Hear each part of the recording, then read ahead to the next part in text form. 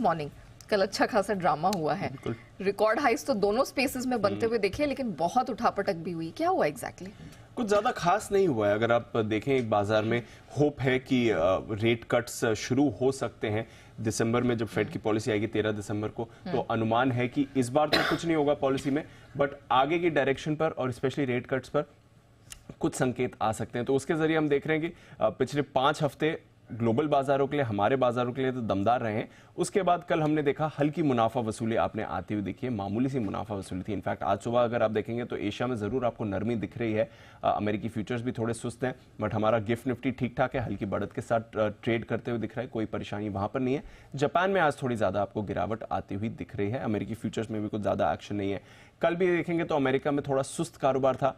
4 दिन की लगातार तेजी के बाद हमने देखा थोड़ी मुनाफा वसूली आपने आती हुई दिखी, बट मामूली सी मुनाफा वसूली थी। 40 अंक की डाउ गिराए, और जब हमारे बाजार बंद हो रहे थे तो करीब 80 अंक नीचे था डाउ, तो उससे तो बेहतरी क्लोजिंग हुई है। और दिन के निचले स्तरों से भी हमने देखा करीब 250 अंक सुधर कर डाउ बंद हुआ है। तो कोई परेशानी आपको डाउ में तो कल नहीं थी, हल्की फुल्की आपने गिरावट जरूर कुछ स्टॉक्स में देखी थी। आईटी स्टॉक्स में और स्पेशली बड़े आईटी स्टॉक्स में कल ज्यादा मुनाफा वसूली थी, तो नैस्डैक से प्रेशर थोड़ा ज्यादा आते हुए दिखा। 0.85% नीचे था आपका नैस्डैक। थोड़ा 10 साल की बॉन्ड यील्ड के ऊपर जाने का भी असर था, हालांकि मामूली बढ़त थी। 4.25% के आसपास 10 साल की बॉन्ड यील्ड रही है। मेटा का शेयर बड़ा लार्ज कैप है, यहां पर आपने कल 1.5% की गिरावट देखी थी। खबर आई कि मार्क जकरबर्ग ने पिछले महीने मेटा में करीब 6.82 लाख शेयर्स बेचे थे, और बहुत रेयर होता है जब आप देखें इन्हीं किसी भी बड़े इन्वेस्टर ये मेगा कैप आईटी कंपनीज में अपने शेयर्स बेचते हैं, और मार्क जकरबर्ग तो ऑफ कोर्स प्रमोटर है, फाउंडर है। तो वहां से हमने देखा कि मेटा में थोड़ा प्रेशर था। 6.82 लाख शेयर्स जो जकरबर्ग ने पिछले महीने बेचे हैं, बट उसका कोई ज्यादा इंपैक्ट नहीं था।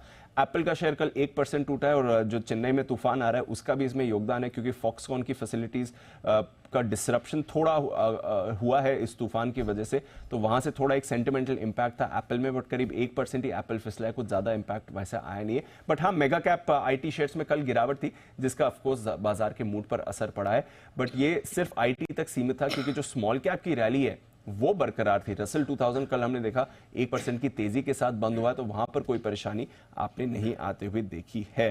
कंज्यूमर और हेल्थ केयर स्टॉक्स यहां पर तो इनफैक्ट कल खरीदारी रही, तो थोड़ा सुस्त एक्शन था। 4 दिन की तेजी के बाद हल्की मुनाफा वसूली आपने अमेरिका में देखी, बट कोई ऐसी चिंता वाली बात सामने निकल कर नहीं आई है। यूरोप की बात करें तो यहां पर भी सुस्ती छाई हुई थी, कुछ ज्यादा बड़ा एक्शन यूरोप में नहीं हुआ है। कमोडिटी बाजार में जैसा आप बता रही थी, सोने में बड़ा एक्शन हुआ। कल जब हमारे बाजार भी खुले हुए थे तो जबरदस्त तेजी आई, इंटरनेशनल प्राइसेस में नया हाई था, हमारे बाजार में नया हाई था।